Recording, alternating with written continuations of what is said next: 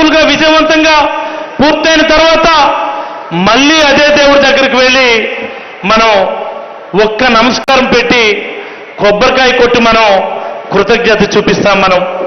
మరి ఈరోజు కనిపించని దేవుడి కోసం మనం ఇంత చేస్తాం మనం.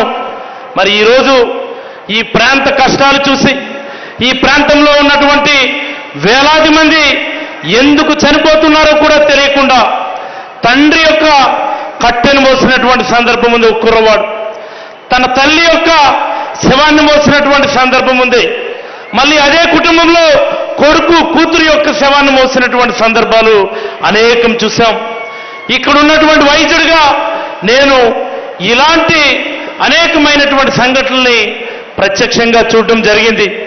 జనరల్గా ఎప్పుడు అంటూ ఉంటారు, దేవుడు ఎప్పుడు కూడా నేరుగా రాడు, దేవుడు తన రూపాన్ని మనుషుల రూపంలో పంపిస్తాడు అని.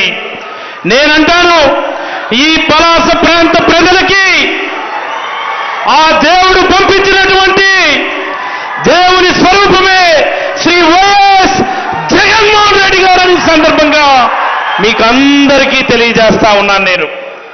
మరి ఆ దేవుడికి మనం ఒక్కసారి దేవుడు పంపించినటువంటి ఆ ప్రతిబింబాన్ని, ఆ స్వరూపానికి ఒకసారి మనం కృతజ్ఞత తెలియజేద్దామా?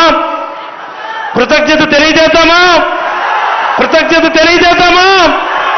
మరి దేవుడికి దండం పెట్టాలంటే ఎలా పెడతాం మనం?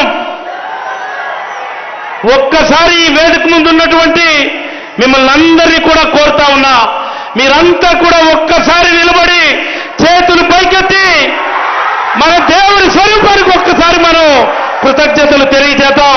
ఒక్కసారి అందరూ కూడా జై జగన్ అని నినాదాలతో మనం కృతజ్ఞతలు తెలియజేద్దాం.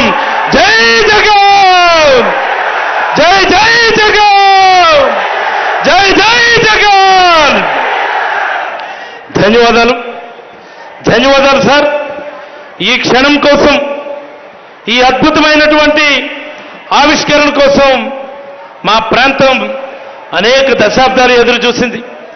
ఎన్ని దశాబ్దాలంటే ఈ దశాబ్దాల్లోనే కొన్ని వేల మంది ప్రాణాలు పోయాయి, కొన్ని వందల మంది ఉద్యమాలు బాటపట్టారు, కొన్ని వందల మంది ఉద్యమాల బాటలో సైతం అసువులు బాసినటువంటి ప్రాంతం ఇది. మరి ఈ ప్రాంతం